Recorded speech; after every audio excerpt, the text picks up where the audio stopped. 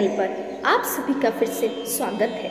आज नवरात्रि का प्रथम दिन है, यानी माँ शैलपुत्री का दिन है। आज के दिन माँ के शैलपुत्री रूप की पूजा की जाती है। जो भी भक्त सच्चे मन से आज के दिन माँ को प्रसन्न करता है, माँ उसकी सभी मनोकामनाएं पूर्ण करती है।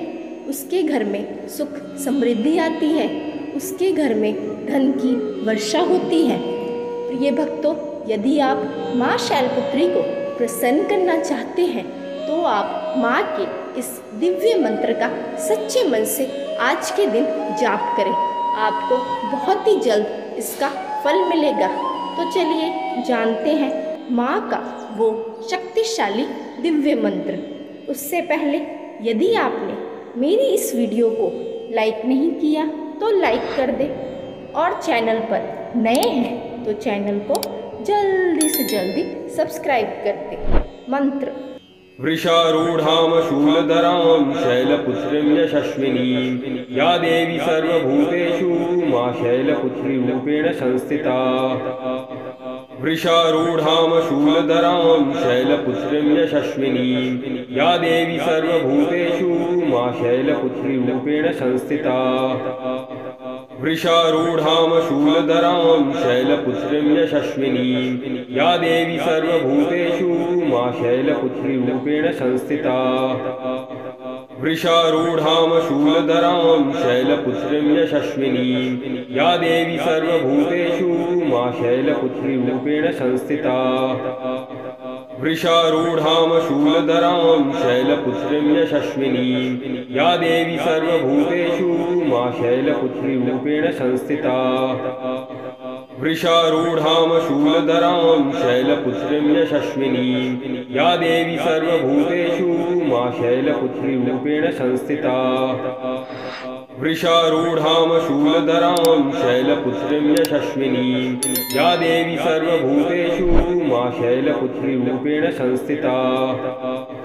वृषारूढ़ां शूलधरां शैलपुत्रीं यशस्विनीं या देवी सर्वभूतेषु मां शैलपुत्रीरूपेण संस्थिता। वृषारूढ़ां शूलधरां शैलपुत्रीं यशस्विनीं या देवी सर्वभूतेषु मां शैलपुत्रीरूपेण संस्थिता।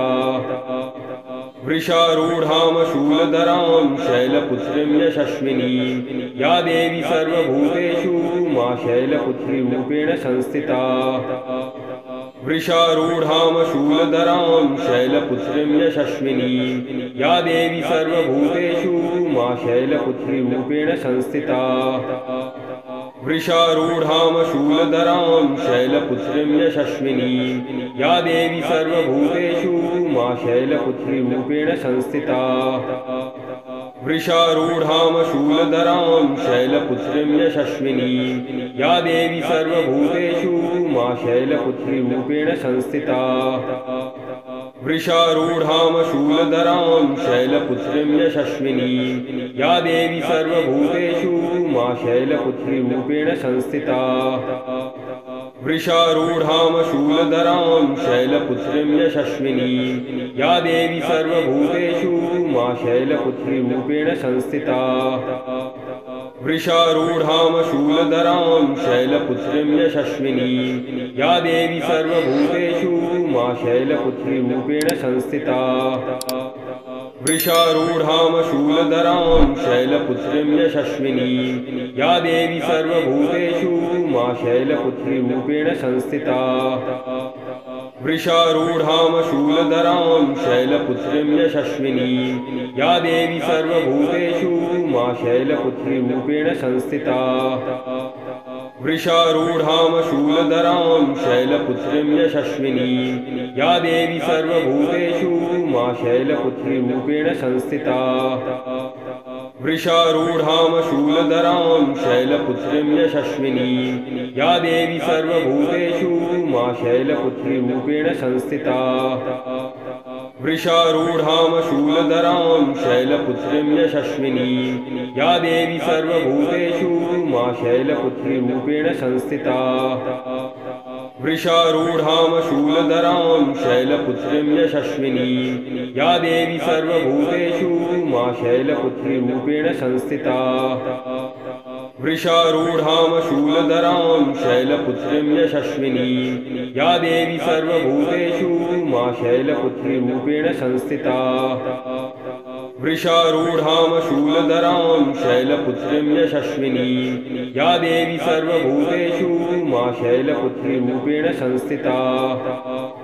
वृषारूढां शूलधरां शैलपुत्रीं यशस्विनीं या देवी सर्वभूतेषु मा शैलपुत्रीरूपेण संस्थिता।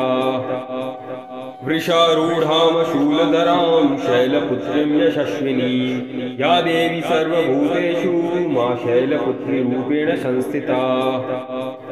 वृषारूढां शूलधरां शैलपुत्रीं यशस्विनीं या देवी सर्वभूतेषु मा शैलपुत्रीरूपेण संस्थिता। वृषारूढां शूलधरां शैलपुत्रीं यशस्विनीं या देवी सर्वभूतेषु मा शैलपुत्रीरूपेण संस्थिता। वृषारूढां शूलधरां शैलपुत्रीं यशस्विनीं या देवी सर्वभूतेषु मा शैलपुत्रीरूपेण संस्थिता। वृषारूढां शूलधरां शैलपुत्रीं यशस्विनीं या देवी सर्वभूतेषु मा शैलपुत्रीरूपेण संस्थिता। वृषारूढां शूलधरां शैलपुत्रीं यशस्विनीं या देवी सर्वभूतेषु मा शैलपुत्रीरूपेण संस्थिता। वृषारूढां शूलधरां शैलपुत्रीं यशस्विनीं या देवी सर्वभूतेषु मा शैलपुत्रीरूपेण संस्थिता। वृषारूढां शूलधरां शैलपुत्रीं यशस्विनीं या देवी सर्वभूतेषु मा शैलपुत्रीरूपेण संस्थिता। वृषारूढां शूलधरां शैलपुत्रीं यशस्विनीं या देवी सर्वभूतेषु मा शैलपुत्रीरूपेण संस्थिता। वृषारूढां शूलधरां शैलपुत्रीं यशस्विनीं या देवी सर्वभूतेषु मा शैलपुत्रीरूपेण संस्थिता। वृषारूढां शूलधरां शैलपुत्रीं यशस्विनीं या देवी सर्वभूतेषु मा शैलपुत्रीरूपेण संस्थिता। वृषारूढां शूलधरां शैलपुत्रीं यशस्विनीं या देवी सर्वभूतेषु मा शैलपुत्रीरूपेण संस्थिता। वृषारूढां शूलधरां शैलपुत्रीं यशस्विनीं या देवी सर्वभूतेषु मा शैलपुत्रीरूपेण संस्थिता। वृषारूढां शूलधरां शैलपुत्रीं यशस्विनीं या देवी सर्वभूतेषु मा शैलपुत्रीरूपेण संस्थिता। वृषारूढां शूलधरां शैलपुत्रीं यशस्विनीं या देवी सर्वभूतेषु मा शैलपुत्रीरूपेण संस्थिता। वृषारूढां शूलधरां शैलपुत्रीं यशस्विनीं या देवी सर्वभूतेषु मा शैलपुत्रीरूपेण संस्थिता। वृषारूढां शूलधरां शैलपुत्रीं यशस्विनीं या देवी सर्वभूतेषु मा शैलपुत्रीरूपेण संस्थिता। वृषारूढां शूलधरां शैलपुत्रीं यशस्विनीं या देवी सर्वभूतेषु मा शैलपुत्रीरूपेण संस्थिता। वृषारूढां शूलधरां शैलपुत्रीं यशस्विनीं या देवी सर्वभूतेषु मा शैलपुत्रीरूपेण संस्थिता। वृषारूढां शूलधरां शैलपुत्रीं यशस्विनीं या देवी सर्वभूतेषु मा शैलपुत्रीरूपेण संस्थिता। वृषारूढां शूलधरां शैलपुत्रीं यशस्विनीं या देवी सर्वभूतेषु मा शैलपुत्रीरूपेण संस्थिता।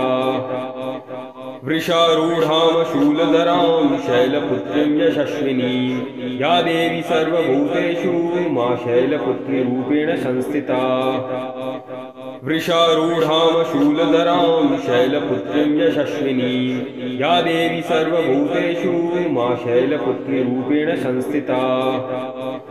वृषारूढां शूलधरां शैलपुत्रीं यशस्विनीं या देवी सर्वभूतेषु मा शैलपुत्रीरूपेण संस्थिता वृषारूढां शूलधरां शैलपुत्रीं यशस्विनीं या देवी सर्वभूतेषु मा शैलपुत्रीरूपेण संस्थिता वृषारूढां शूलधरां शैलपुत्रीं यशस्विनीं या देवी सर्वभूतेषु मा शैलपुत्रीरूपेण संस्थिता वृषारूढां शूलधरां शैलपुत्रीं यशस्विनीं या देवी सर्वभूतेषु मा शैलपुत्रीरूपेण संस्थिता वृषारूढां शूलधरां शैलपुत्रीं यशस्विनीं या देवी सर्वभूतेषु मा शैलपुत्रीरूपेण संस्थिता वृषारूढां शूलधरां शैलपुत्रीं यशस्विनीं या देवी सर्वभूतेषु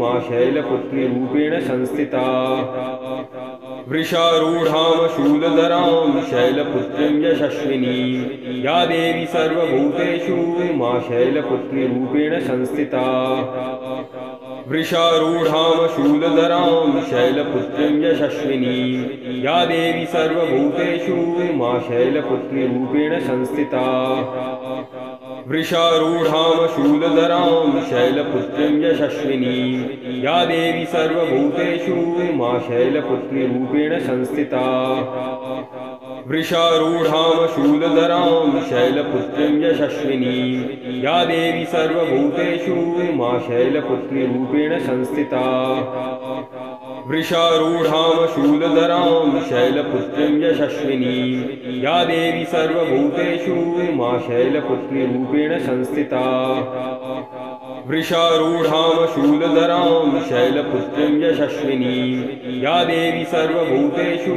मा शैलपुत्रीरूपेण संस्थिता वृषारूढां शूलधरां शैलपुत्रीं यशस्विनीं या देवी सर्वभूतेषु मा शैलपुत्रीरूपेण संस्थिता वृषारूढां शूलधरां शैलपुत्रीं यशस्विनीं या देवी सर्वभूतेषु मा शैलपुत्रीरूपेण संस्थिता वृषारूढां शूलधरां शैलपुत्रीं यशस्विनीं या देवी सर्वभूतेषु मा शैलपुत्रीरूपेण संस्थिता वृषारूढां शूलधरां शैलपुत्रीं यशस्विनीं या देवी सर्वभूतेषु मा शैलपुत्रीरूपेण संस्थिता वृषारूढां शूलधरां शैलपुत्रीं यशस्विनीं या देवी सर्वभूतेषु मा शैलपुत्रीरूपेण संस्थिता वृषारूढां शूलधरां शैलपुत्रीं यशस्विनीं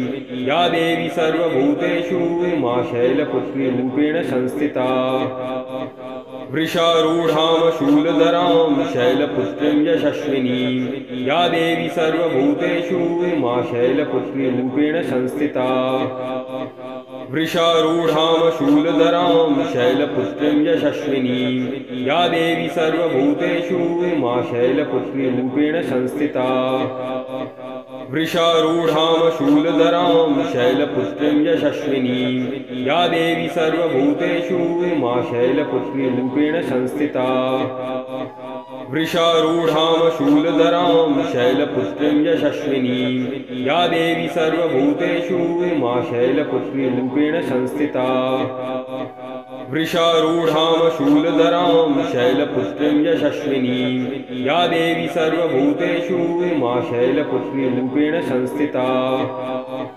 वृषारूढां शूलधरां शैलपुत्रीं यशस्विनीं या देवी सर्वभूतेषु मा शैलपुत्रीरूपेण संस्थिता वृषारूढां शूलधरां शैलपुत्रीं यशस्विनीं या देवी सर्वभूतेषु मा शैलपुत्रीरूपेण संस्थिता वृषारूढां शूलधरां शैलपुत्रीं यशस्विनीं या देवी सर्वभूतेषु मा शैलपुत्रीरूपेण संस्थिता वृषारूढां शूलधरां शैलपुत्रीं यशस्विनीं या देवी सर्वभूतेषु मा शैलपुत्रीरूपेण संस्थिता वृषारूढां शूलधरां शैलपुत्रीं यशस्विनीं या देवी सर्वभूतेषु मा शैलपुत्रीरूपेण संस्थिता वृषारूढां शूलधरां शैलपुत्रीं यशस्विनीं या देवी सर्वभूतेषु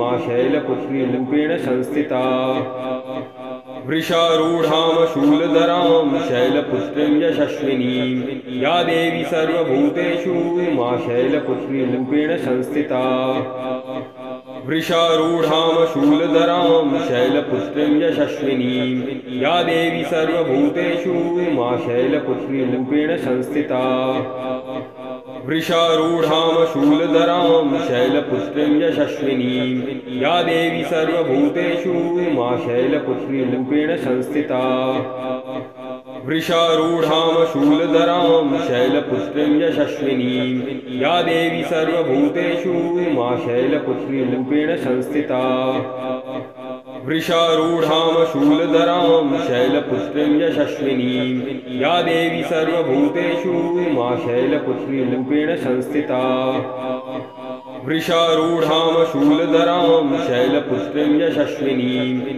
या देवी सर्वभूतेषु मा शैलपुत्रीरूपेण संस्थिता वृषारूढां शूलधरां शैलपुत्रीं यशस्विनीं या देवी सर्वभूतेषु मा शैलपुत्रीरूपेण संस्थिता वृषारूढां शूलधरां शैलपुत्रीं यशस्विनीं या देवी सर्वभूतेषु मा शैलपुत्रीरूपेण संस्थिता वृषारूढां शूलधरां शैलपुत्रीं यशस्विनीं या देवी सर्वभूतेषु मा शैलपुत्रीरूपेण संस्थिता वृषारूढां शूलधरां शैलपुत्रीं यशस्विनीं या देवी सर्वभूतेषु मा शैलपुत्रीरूपेण संस्थिता वृषारूढां शूलधरां शैलपुत्रीं यशस्विनीं या देवी सर्वभूतेषु मा शैलपुत्रीरूपेण संस्थिता वृषारूढां शूलधरां शैलपुत्रीं यशस्विनीं या देवी सर्वभूतेषु मा शैलपुत्रीरूपेण संस्थिता वृषारूढां शूलधरां शैलपुत्रीं यशस्विनीं या देवी सर्वभूतेषु मा शैलपुत्रीरूपेण संस्थिता वृषारूढां शूलधरां शैलपुत्रीं यशस्विनीं या देवी सर्वभूतेषु मा शैलपुत्रीरूपेण संस्थिता वृषारूढां शूलधरां शैलपुत्रीं यशस्विनीं या देवी सर्वभूतेषु मा शैलपुत्रीरूपेण संस्थिता वृषारूढां शूलधरां शैलपुत्रीं यशस्विनीं या देवी सर्वभूतेषु मा शैलपुत्रीरूपेण संस्थिता वृषारूढां शूलधरां शैलपुत्रीं यशस्विनीं या देवी सर्वभूतेषु मा शैलपुत्रीरूपेण संस्थिता वृषारूढां शूलधरां शैलपुत्रीं यशस्विनीं या देवी सर्वभूतेषु मा शैलपुत्रीरूपेण संस्थिता वृषारूढां शूलधरां शैलपुत्रीं यशस्विनीं या देवी सर्वभूतेषु मा शैलपुत्रीरूपेण संस्थिता वृषारूढां शूलधरां शैलपुत्रीं यशस्विनीं या देवी सर्वभूतेषु मा शैलपुत्रीरूपेण संस्थिता वृषारूढां शूलधरां शैलपुत्रीं यशस्विनीं या देवी सर्वभूतेषु मा शैलपुत्रीरूपेण संस्थिता वृषारूढां शूलधरां शैलपुत्रीं यशस्विनीं या देवी सर्वभूतेषु मा शैलपुत्रीरूपेण संस्थिता वृषारूढां शूलधरां शैलपुत्रीं यशस्विनीं या देवी सर्वभूतेषु मा शैलपुत्रीरूपेण संस्थिता वृषारूढां शूलधरां शैलपुत्रीं यशस्विनीं या देवी सर्वभूतेषु मा शैलपुत्रीरूपेण संस्थिता वृषारूढां शूलधरां शैलपुत्रीं यशस्विनीं या देवी सर्वभूतेषु मा शैलपुत्रीरूपेण संस्थिता वृषारूढां शूलधरां शैलपुत्रीं यशस्विनीं या देवी सर्वभूतेषु मा शैलपुत्रीरूपेण संस्थिता वृषारूढां शूलधरां शैलपुत्रीं यशस्विनीं या देवी सर्वभूतेषु मा शैलपुत्रीरूपेण संस्थिता वृषारूढां शूलधरां शैलपुत्रीं यशस्विनीं या देवी सर्वभूतेषु मा शैलपुत्रीरूपेण संस्थिता वृषारूढां शूलधरां शैलपुत्रीं यशस्विनीं या देवी सर्वभूतेषु मा शैलपुत्रीरूपेण संस्थिता वृषारूढां शूलधरां शैलपुत्रीं यशस्विनीं या देवी सर्वभूतेषु मा शैलपुत्रीरूपेण संस्थिता वृषारूढां शूलधरां शैलपुत्रीं यशस्विनीं या देवी सर्वभूतेषु मा शैलपुत्रीरूपेण संस्थिता वृषारूढां शूलधरां शैलपुत्रीं यशस्विनीं या देवी सर्वभूतेषु मा शैलपुत्रीरूपेण संस्थिता वृषारूढां शूलधरां शैलपुत्रीं यशस्विनीं या देवी सर्वभूतेषु मा शैलपुत्रीरूपेण संस्थिता वृषारूढां शूलधरां शैलपुत्रीं यशस्विनीं या देवी सर्वभूतेषु मा शैलपुत्रीरूपेण संस्थिता वृषारूढां शूलधरां शैलपुत्रीं यशस्विनीं या देवी सर्वभूतेषु मा शैलपुत्रीरूपेण संस्थिता वृषारूढां शूलधरां शैलपुत्रीं यशस्विनीं या देवी सर्वभूतेषु मा शैलपुत्रीरूपेण संस्थिता वृषारूढां शूलधरां शैलपुत्रीं यशस्विनीं या देवी सर्वभूतेषु मा शैलपुत्रीरूपेण संस्थिता वृषारूढां शूलधरां शैलपुत्रीं यशस्विनीं या देवी सर्वभूतेषु मा शैलपुत्रीरूपेण संस्थिता वृषारूढां शूलधरां शैलपुत्रीं यशस्विनीं या देवी सर्वभूतेषु मा शैलपुत्रीरूपेण संस्थिता वृषारूढां शूलधरां शैलपुत्रीं यशस्विनीं या देवी सर्वभूतेषु मा शैलपुत्रीरूपेण संस्थिता वृषारूढां शूलधरां शैलपुत्रीं यशस्विनीं या देवी सर्वभूतेषु मा शैलपुत्रीरूपेण संस्थिता वृषारूढां शूलधरां